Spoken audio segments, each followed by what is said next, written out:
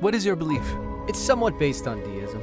I practiced Sufism for 3 months and prayed 5 times a day. Sometimes I wouldn't leave the room to pray, to thank God, but nothing went well. Everything just got worse. The fate of people is written beforehand. Why would God write such a fate for a 3-year-old girl getting raped? And why does he write such a fate for the rapist? I blame the Creator because God should limit everyone's will if necessary, but there should not be evil of any kind. I can say that I do not respect his justice. Willpower, good comes out. He shows us examples from the Quran and the Sunnah. Did you want to be at the same level as a rapist? أشهد أن لا إله إلا الله وأشهد أن محمدا عبده ورسوله.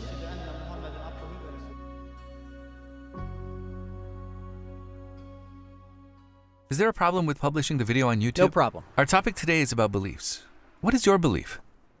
It's based on deism. I mean, I accept that there is a creator. It's a vast universe. It cannot come into being by itself. I agree with that. But I also say that I do not respect his justice. I don't know, and it may just be because of jealousy. Some people are the same age as me who drive BMWs and Porsches. Now, I look at it and I question why. Why can't I do it? He does not pray, does not fast, does not give zakat, etc. I don't know. I was doing all of this at the time. While saying these things, I was also performing them at the time, even with these tattoos, thanks to a brother. I practiced Sufism for 3 months. I prayed 5 times a day, but nothing got better. Everything got worse. I thought and said, Lord Almighty, I serve you in your presence. I thank you. There were times that I was not leaving the room to pray and thank God. But for some reason, nothing got better and everything got worse. The people who didn't pray and were not thankful have always thrived when I look back. I said, is this your justice? As you know, there are also rape incidents in our country of little children.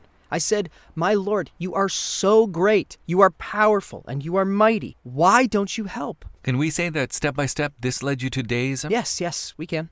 Okay, bro, I found you very sincere, honestly. Thank you. So you're speaking sincerely and you seem to be a straightforward person. I ask, after solving these questions, if it sits well in your mind, would you consider reverting to Islam if we explain it and find a logical answer? Of course. After finding answers to my questions, why shouldn't I revert?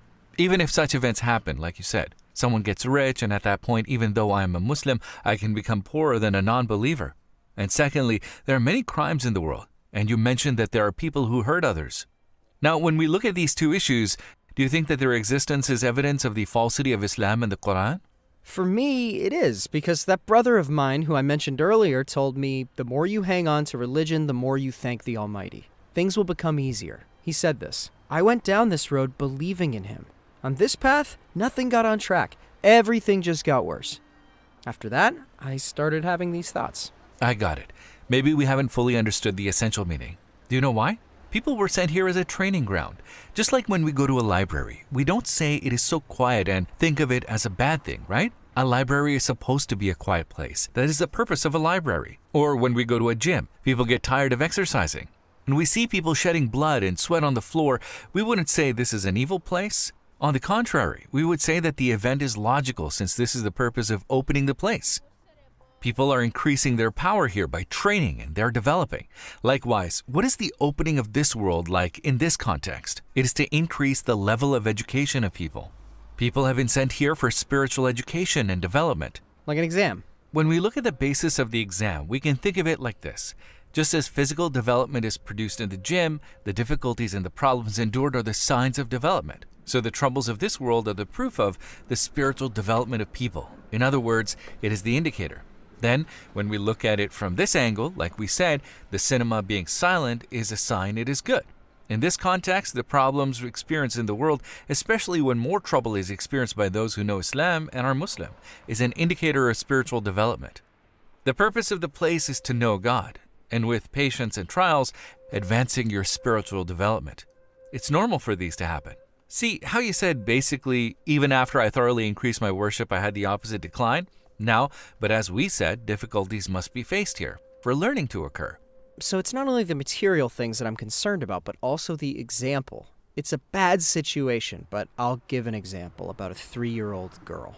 For example, as you know, some cowardly people in our country expose children to specific events. We say God is great.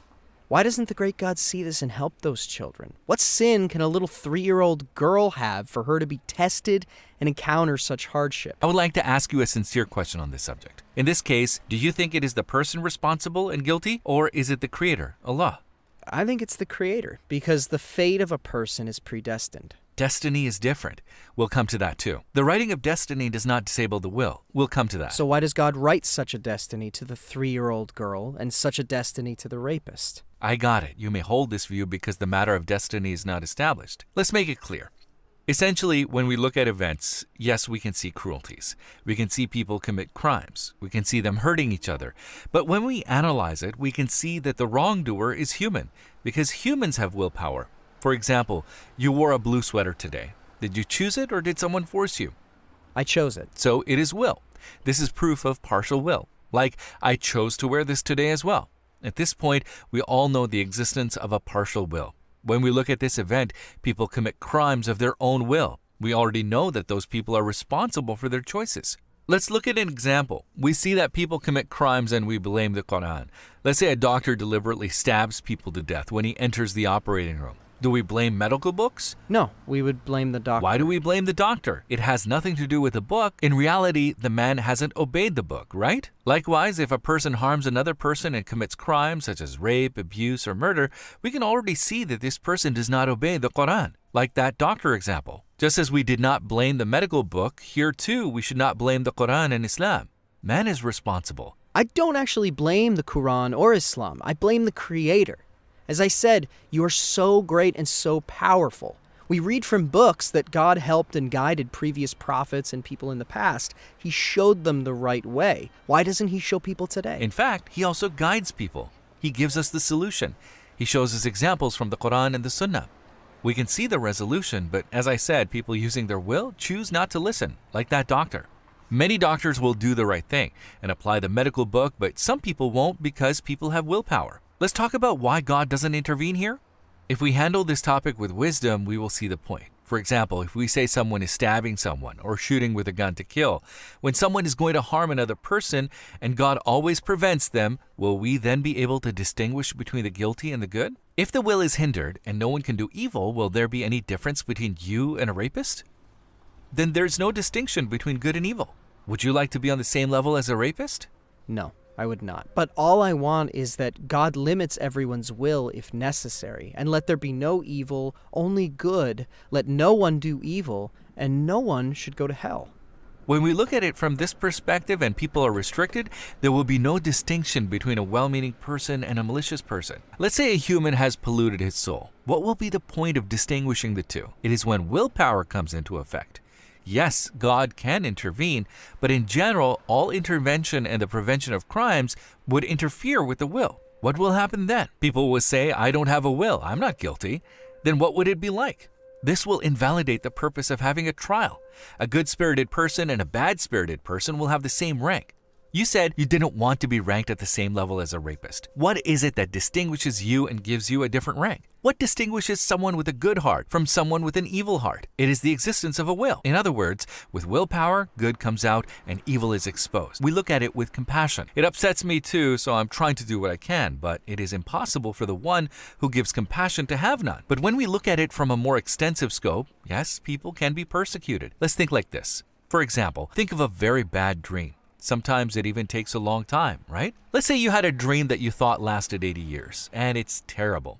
As soon as you wake up from that dream, don't you just forget everything with a cup of water? We call it a dream and forget. With a glass of water, if God can make us forget the pain we suffered in a dream that we thought was 80 years long, how can He not make us forget the troubles in this world in return for eternal paradise? We are talking about eternal paradise. We say that God loves all of His servants equally, right? So why does He want people to have an evil soul? If He wanted, then He wouldn't make anyone evil.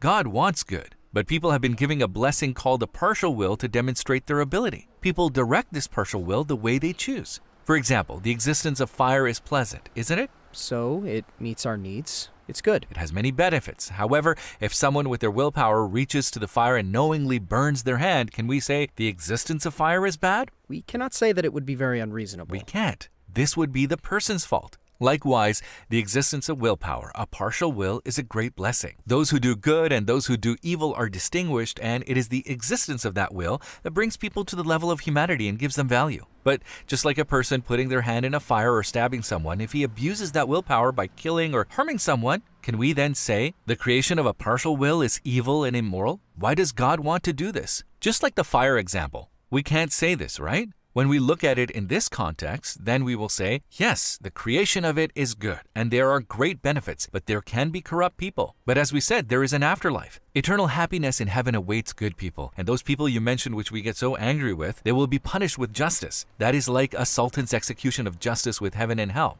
Shall I tell you about fate?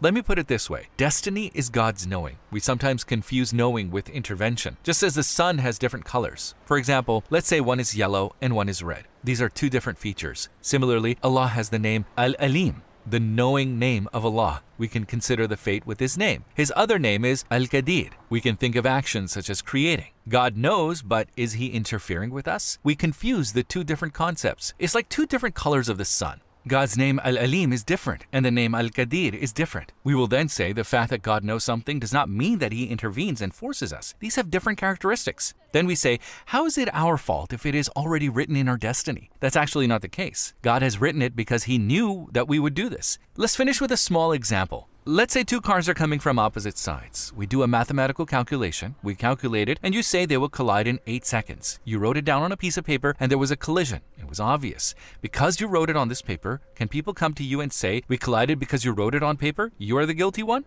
They can't, because it was already apparent that it would happen. Precisely. You already identified it with your knowledge and you wrote it accordingly. Your writing depended on your knowledge. Knowledge is dependent on the thing known. Likewise, God's writing of our destiny is dependent on the events that take place. We do not do it because God knows. God knows what we will do, and He writes accordingly, just like in the previous example. Meaning we should consider the matter of destiny in this way. So, if someone commits a crime, the responsibility is on that person. Is all of this clear? Very clear. I got it. It's really clear now. As I said, I have always had faith in God. Such a large universe cannot come into being on its own. It cannot occur in any way. These were the questions that confused me. What do you say? Shall we make a return today? Let's do it. Let's do it. Do you remember the Shahada? Sure. أشهد أن لا إله إلا الله وأشهد أن محمدا عبده ورسوله